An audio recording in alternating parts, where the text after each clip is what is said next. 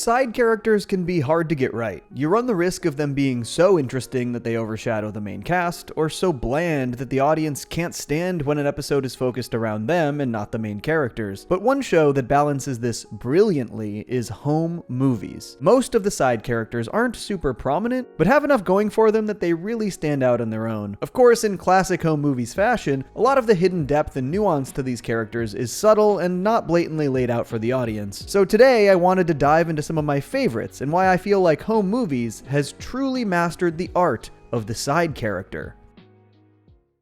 That's what I do. I'm a thug. We've been over this. Let's start with Shannon, who we don't see a ton of throughout the series, but he's such a unique approach to the bully archetype that he's honestly hard to forget. We first properly meet him in episode 103 when Jason comes to Brendan's house covered in mud. They learn Shannon and his two brothers threw Jason in the mud after he simply said hello, which fires up Brendan, who immediately calls Shannon to schedule a fight, though he has ulterior motives to get some good footage. Pretty classic Brendan there. This phone call is such a great introduction and microcosm of Shannon's character. He doesn't even know who Brendan is, but he politely takes the call and has this sort of well-mannered customer service vibe going on. What time? Thinking maybe 3:30. Hold on.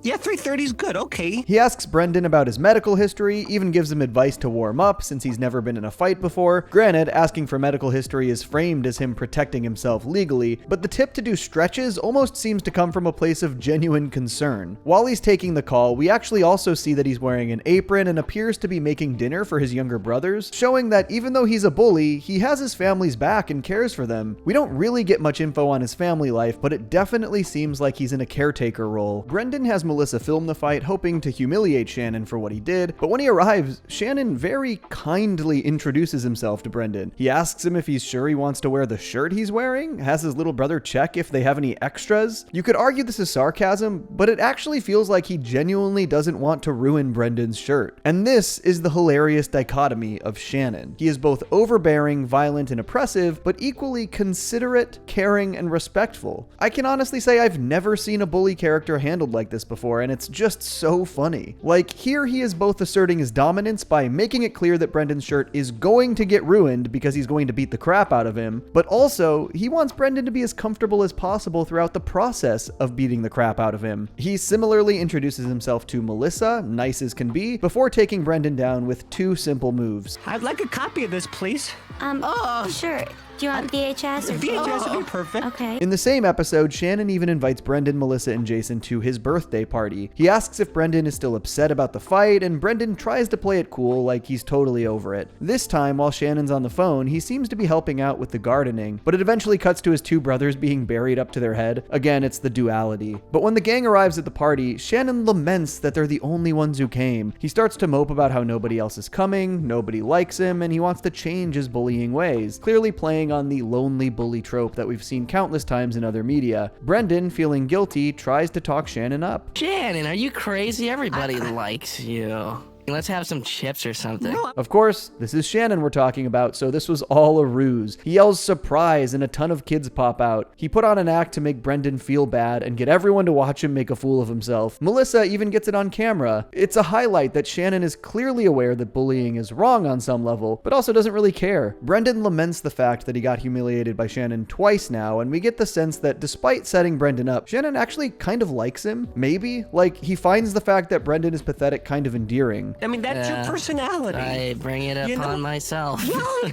it's good though. Brendan actually apologizes to Shannon for egging him on to fight and seemingly wants to bury the hatchet, but instead of that make-up handshake, yeah, he goes for a sucker punch instead, hitting Shannon right in the gut before stealing his family's lawn gnome. Shannon seems to tear up, but again, this is Shannon we're talking about. Turns out he was faking the pain, and he fell for the sucker punch just to make Brendan feel better. Everyone needs a little victory. It'll help him. Don't want the guy to have a complex when he gets older. This line is interesting because it almost parallels Coach McGurk's philosophy. I went really in depth on him in another dedicated video, but basically McGurk acts like he wants his soccer team to fail so they can build character. His years of failure definitely gave him a complex in his older years. I highly doubt this was an intentional parallel, but it's interesting nonetheless since Brendan and McGurk's arcs are so intertwined. It's funny too because even though Shannon is clearly the bully, he pointedly has more honor than Brendan does in this episode. During their fight, Shannon went for a real handshake. No games, no tricks, just good old-fashioned sportsmanship. Before they begin, he even asks Brendan if he wants to start the fight. It's a direct contrast to Brendan faking a handshake just to try and throw Shannon off and then sucker punching him. Shannon even goes as far as to tell Melissa not to tell Brendan that he was acting hurt after the sucker punch. He really wants Brendan to gain some confidence from this, even if it's fabricated. In this moment, he cares more about Brendan's self-esteem than the potential of people believing he lost a fight to Brendan. Typically, we see bully characters who are mean because they're actually deeply insecure and lack confidence, but not with Shannon. He is incredibly confident and very self-assured. He just also loves to bully. In the season 2 premiere, Brendan runs for class president against Thurman Thackeray, and Shannon approaches Brendan to be a part of his inner circle for after he gets elected. Brendan isn't so sure he has a chance to win, but Shannon actually encourages him here, saying he just needs more confidence. Again, there he goes trying to lift Brendan up in his own way. When Brendan actually does win the election, Thurman Thackeray is seen with a cast and a black eye, and the assumption here from Brendan is that Shannon beat Thurman up and rigged the election in his favor in an effort to get into his inner circle. Didn't I tell you you were going to win?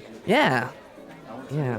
You did say I was gonna win, didn't you? Brendan caves and allows him in as part of the administration, and Shannon goes on to terrorize the school even more than he normally would, thanks to his newfound power. Stealing a computer from the stockroom, tagging the walls, breaking into cars, beating kids up more frequently with no consequence. Mr. Lynch vows to keep an eye on Shannon and encourages Brendan to drop him, lest he give him a negative letter when he applies to film school. Rumors circulate about election rigging and collusion to the point where people are even afraid to talk to Melissa simply by association. Shannon seems to wriggle his way out of everything too. Even after they videotape him admitting to breaking into cars, he manages to steal the tape immediately. Brendan is basically forced to throw in the towel and apologize for the reign of terror that he's allowed while resigning his post. However, turns out that Shannon actually had nothing to do with Thurman's black eye and cast and never tampered with the election. Thurman is just a clumsy kid who gets injured all the time, meaning Brendan won fair and square. Again, this kind of goes back to an unspoken honor system of sorts. Despite all of his crimes, Shannon didn't affect a legitimate competition, or at the very least it shows that he truly believed in Brendan, hence why he tried to get in with him to gain power. Shannon was fully betting on Brendan's victory because he sees something in Brendan that Brendan doesn't see in himself. It's twisted, but it's almost kind of sweet. Shannon's last major appearance is in episode 402, Bye Bye Greasy. In this one, Brendan directs a school play, a 1950s musical parody of Grease, and guess who wants the lead role? In fact, Shannon literally breaks into Brendan's room to tell him that bullying doesn't define him. He wants to sing and dance. At first, he asks nicely, but when Brendan doesn't give in, Shannon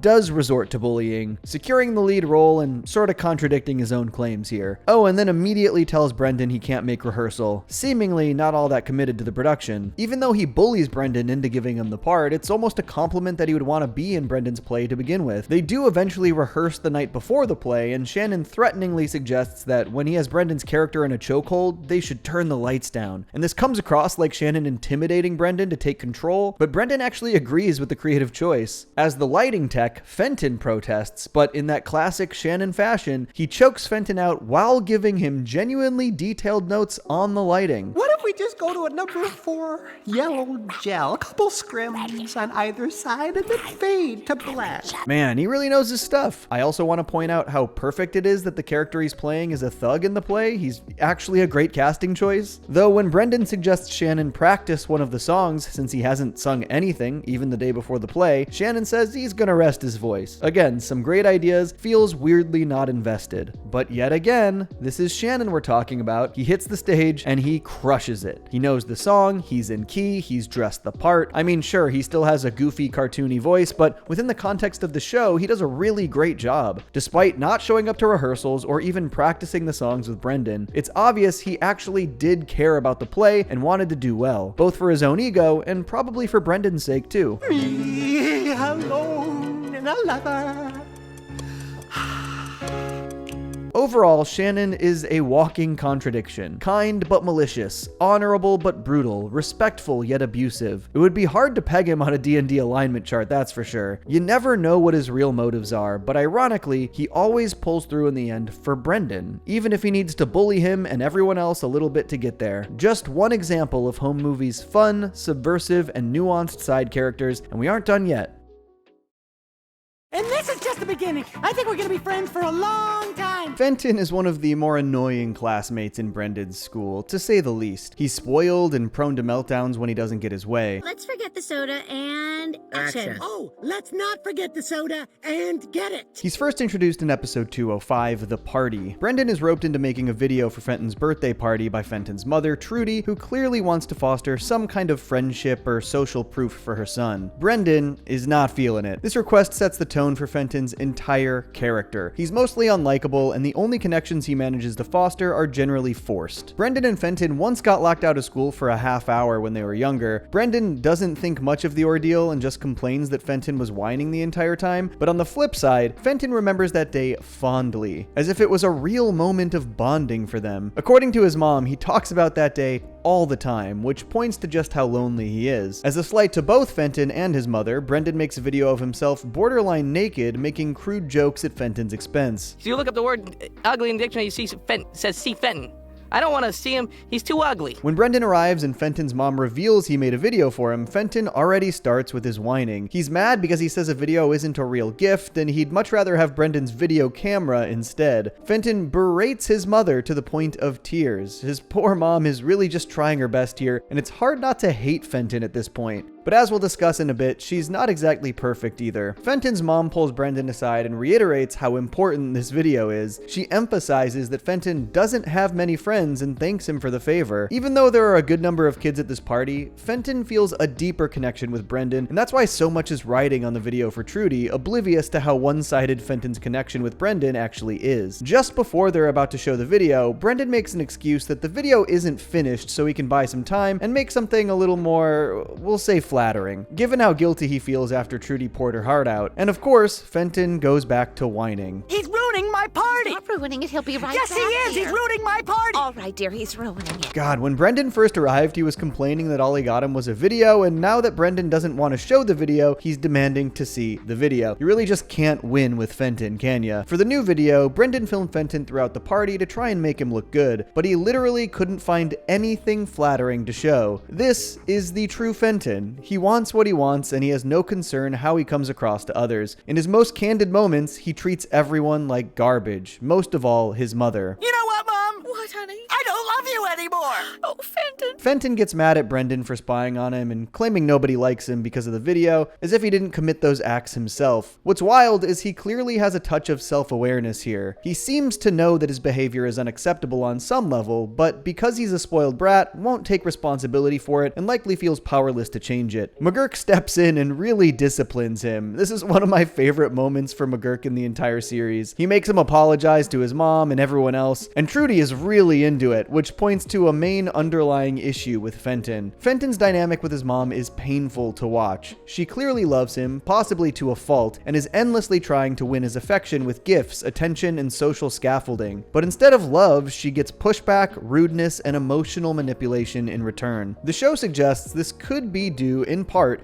to a missing father figure in his life, given the reactions from both Fenton and his mother when McGurk raises his voice at him. Fenton doesn't know how to react, and his mom seems oddly attracted to McGurk's authority. Compare this to Brendan's home life. Brendan also lacks a father figure, but his mother Paula is more pragmatic and emotionally balanced. She supports Brendan's interests, but doesn't let him run wild. This key difference highlights the damage caused by overly permissive parenting. Fenton's mom, as bad as I feel for her, gives him everything, which causes Fenton to respect nothing. Fenton craves connection and recognition, but lacks the social tools to earn them. He wants to be liked, but behaves in a way that pushes people away. Given the fact that he's, 8 years old, it's actually kind of tragic. Fenton's return in episode 301, Shore Leave, deepens the layers of his character, showing a kid who is equal parts lonely, delusional, and strangely controlled, despite often being portrayed as bratty and overindulged. This time we get a rare look inside Fenton's home life, and it's somehow more unsettling and strange than you'd expect. Shore Leave flips that spoiled kid dynamic on its head. We now see a kid desperate for connection, living in a house full of bizarrely strict rules, under a mother who is sweet on the surface, but may be suppressing deeper dysfunction dysfunction. This episode begins with Fenton practically begging Brendan to spend the weekend at his house. Brendan tries to get out of it, but his mom ends up approving it behind his back. Another instance where friendship is taken, not earned or grown naturally. Fenton almost seems to view friendship like just another present, another thing to beg his mom for and get. There's a subtle commodification of human connection with him. The sleepover starts and they film a movie together. Instead of mutual collaboration, Fenton just tries to change things to fit his vision the entire time, even if those changes happen mid-scene. He doesn't care about the project or that Brendan's voice is heard. He just wants to make himself look as good as possible. I'm not the doctor.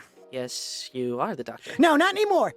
Now I'm a guy with superhuman strength. He warps Brendan's creative vision the same way he warps reality. That is, to place himself at the center. Later, we see Brendan, Fenton, and Trudy at the dinner table and they're eating white mush. Apparently, it's just mashed white rice. No sauce, no condiments. The camera zooms out on this massive dinner table filled with empty chairs, and it's really eerie. This could imply that they once had a big family, but for some reason don't anymore. Or maybe Trudy and Fenton's father intended on having a lot of kids, but something went wrong to prevent that from occurring. Or maybe Trudy is just weird and likes having a big table for no reason. I'm probably looking too deep into that, but this huge empty table almost symbolizes Fenton and Trudy's deep desire for community, but inability to cultivate one, always leaving space for people to come into their lives while they seldom do. Either way, Brendan's unease at the dinner table mirrors ours. Something is just really off with this household, and it's not just the dinner table. There are some puzzling and borderline unsettling rules Fenton has to follow. Trudy tells Paula to have Brendan bring pajamas with the feet on them. It's a bit odd to request Brendan wear a specific type of pajamas to a sleepover. Turns out it's the same type that Fenton wears. You might think, whatever, they're just quirky, but it gets so much worse and even stranger. They have to go to bed at 6:30 p.m., sleeping together in Fenton's tiny bed that apparently has plastic sheets. Ugh. Brendan turns the lights off and Fenton freaks out. Lower your voice, Brendan. We don't want to get in trouble.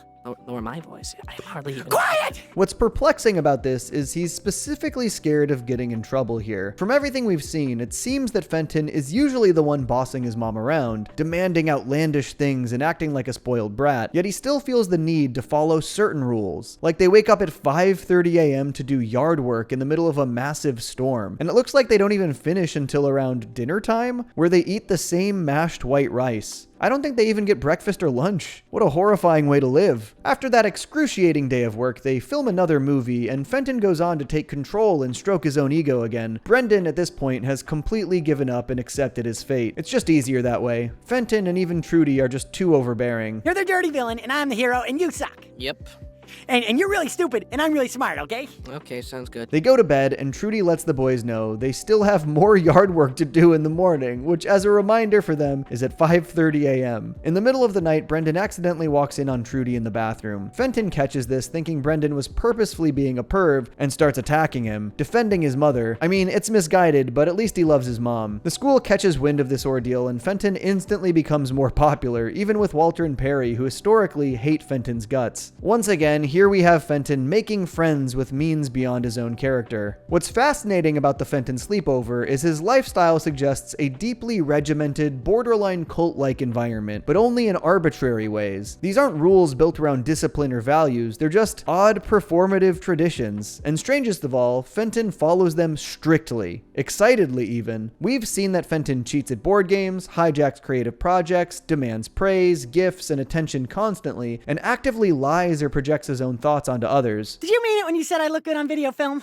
I have no recollection of saying that. And yet, here he is, not allowed to watch TV, going to bed at 6:30, waking up at the crack of dawn, and doing hard labor for 12 hours in the pouring rain. He won't turn the light off, he wears his footy pajamas, he pointedly obeys all the rules his mother enforces. It's a peculiar paradox because he's both over-disciplined and under-parented. So we're left with a kid being raised in a strange vacuum of affection. Everything is controlled except for his emotional behavior, which is largely ignored unless it spills over. It makes me wonder why Trudy is able to enforce certain rules, but unable to get a hold on Fenton's emotional outbursts and entitled behavior. It's possible that some of these rules were initially enforced by his father at one point, and they've just remained traditions that Fenton and Trudy uphold. Or possibly, since this takes place after the party, McGurk's firm disciplining could have inspired Trudy to take more charge in her parenting, leading her to go a little overboard. I doubt that's the case though, given that Fenton remains more or less the same annoying brat throughout the entire series. series. As an example, he and Brendan butt heads again in the season 4 episode The Heart Smashers, when Fenton tries to take even more creative control of another project, which ends in a friendship breakup before they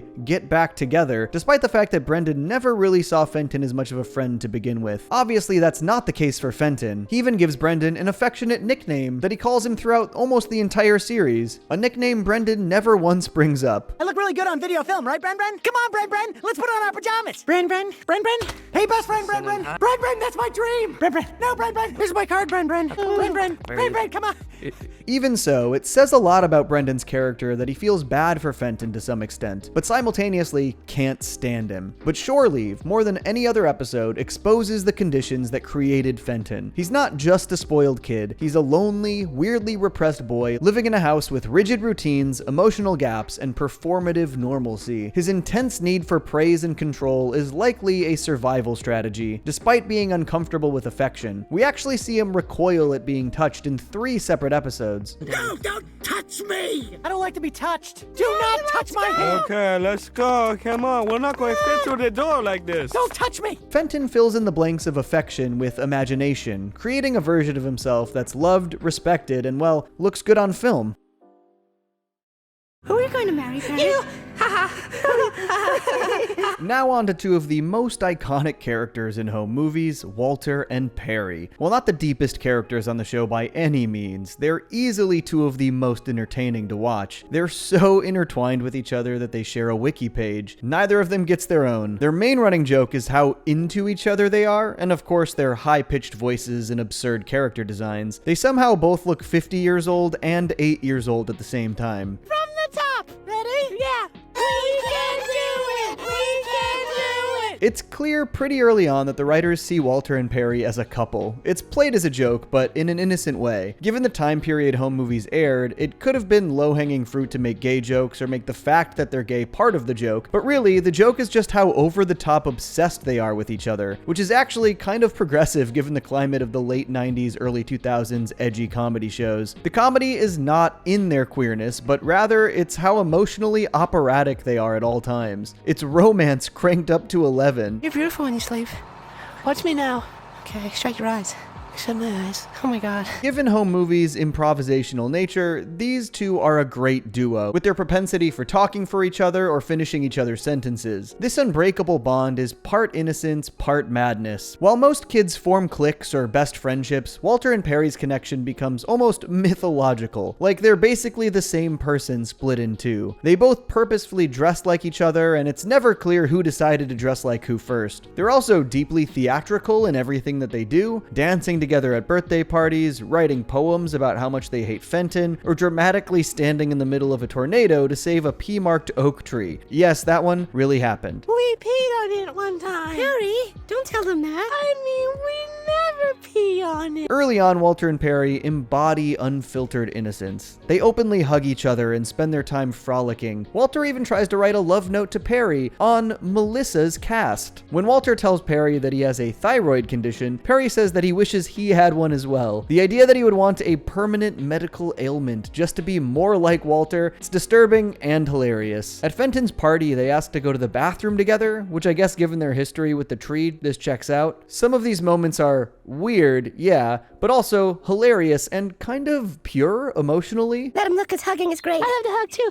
Look, everybody, we're hugging. We don't care. Man, they're kind of like those Instagram couples that really put on a show about how supposedly great their relationship is online, except Walter and Perry are definitely not faking it. I mean, I would definitely follow a Walter and Perry couple account. In Improving Your Life Through Improv, Walter gets picked to go up on stage, but Perry freaks out because they simply cannot be split apart for even a second. Goodbye, my love. Goodbye, love. You'll always be in my heart. A similar thing happens when Walter gets stuck under a crate of apples in episode 306. Perry refuses to leave his side and just digs a hole underneath it so he can be with Walter. If this were a real relationship, they would have some serious codependency issues. If either of them are outside each other's immediate vicinity for more than a few minutes, their anxiety goes off the charts. While they mostly maintain an air of innocence throughout the series, just by the nature of their demeanor and voices, they actually start to take a bit of a darker turn during the later seasons. By season 3, and especially season 4, cracks start to form. Walter and Perry get meaner, more manipulative, and sometimes disturbingly violent. Unlike some other characters, this change doesn't seem to be brought on by any particular event or significant moment. For the most part, Walter and Perry are here for comedic relief, and comedic relief only. They start insulting characters more often, referring to Brendan's stepmom as a trailer trash junkie, and cursing out Jason passive-aggressively. This is a private production meeting, so if you don't mind. Dear Jason. Oops. The insult escalation with Paula in episode 309 is especially notable. After saving them from the aforementioned storm, which was a tornado warning, mind you, she tells them about the book she's writing, and they just start dunking on her idea, calling it trite and shouting obscenities. Dumb lame-o donkey. Sucking on the witches.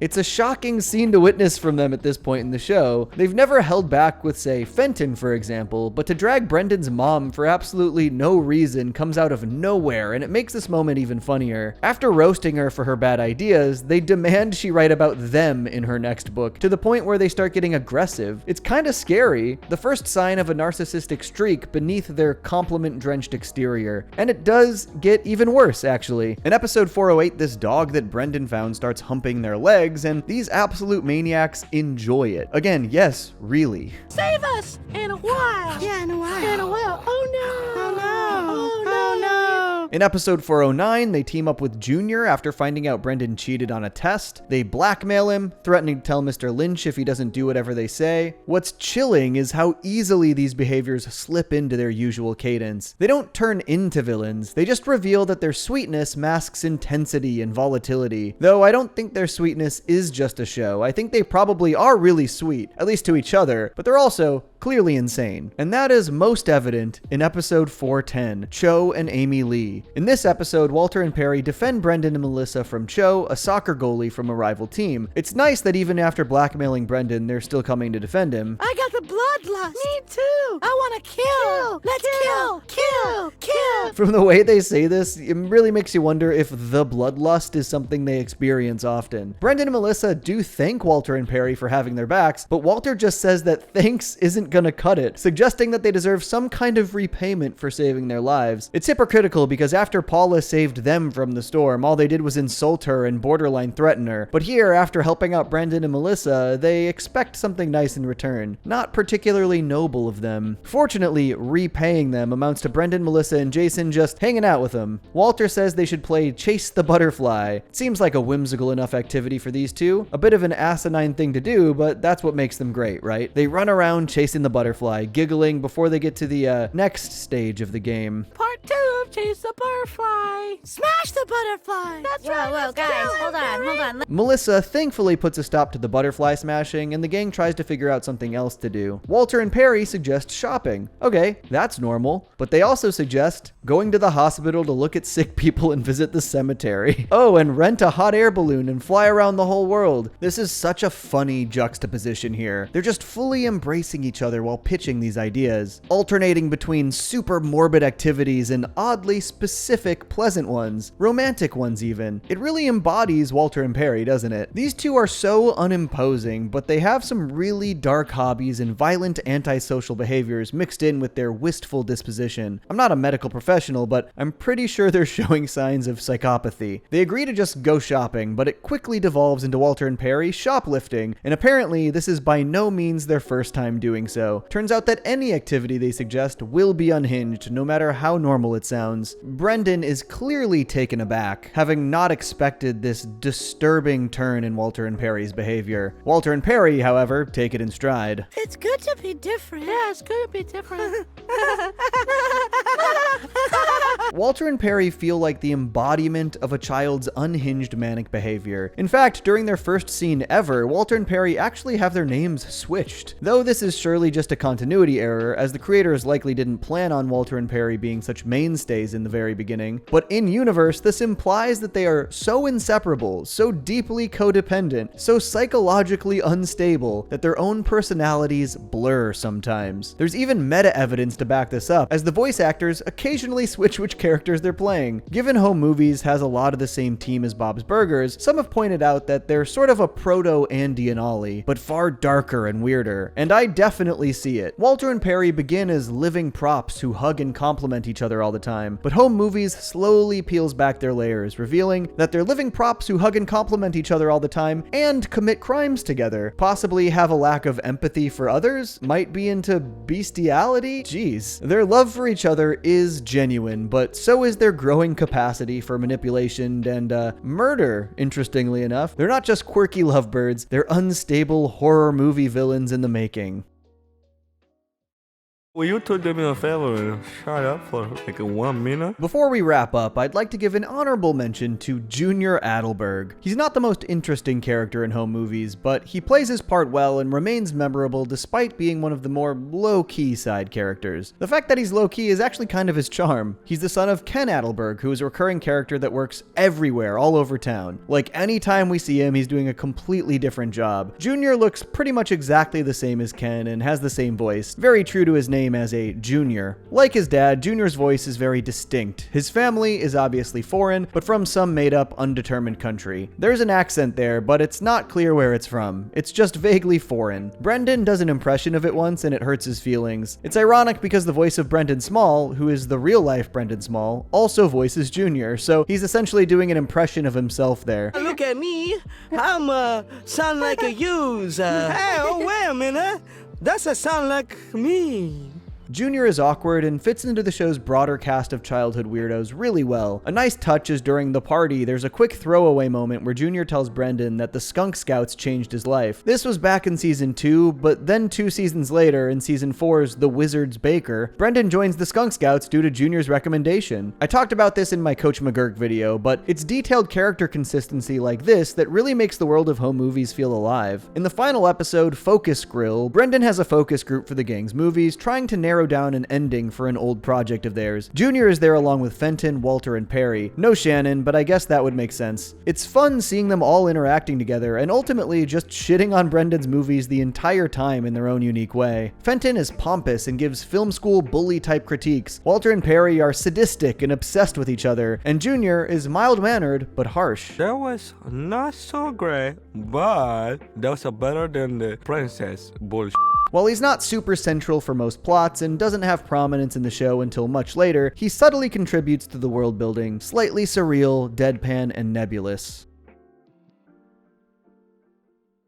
In a show driven by awkward silences and meandering conversations, it's impressive how vividly even the smallest characters can stick with you. The side characters in Home Movies feel like fully formed people. Flawed, weird, sometimes barely making sense, but they always stick in your mind. By leaning into naturalism and resisting the urge to over-explain everything, the show allows these characters to breathe in a way that's kind of hard to pull off. What's even more interesting is how each of these characters I've talked about here have something about them that is directly contradictory. Shannon is a bully, but polite and honorable. Fenton is spoiled, but follows strange, strict rules at home. Walter and Perry are like innocent romantic children, but also homicidal maniacs. And even Junior is mild-mannered and sensitive, but isn't afraid to be an asshole. This is what makes Home Movies so good and underrated, in my opinion. Their attention to detail and subtle contradictions adds an air of realism to these crude drawings, making them truly top-tier side characters. Your hair needs some Yeah, serious... I want to pluck your eyebrows so bad. You guys are, you don't know what you're talking about. Folks, thanks for tuning into this Home Movies video. This was written by Mykal Williams. Make sure to check out his channel, Go Play Hero, for more great content. And he's also helping me produce my Johnny Too Casual channel, so make sure to check that out and tune in for more Home Movies videos soon. Peace. I stay mellow watching Johnny Two Cellos. He talks cartoons, he's a really cool fellow. He keeps you posted on adult cartoons. If that's what you're into, then grab a spoon and a very big bowl of your favorite cereal. Feels like Saturday morning cartoon material. Johnny Two Cellos, watch him on YouTube. Now enjoy this groove and bust a move.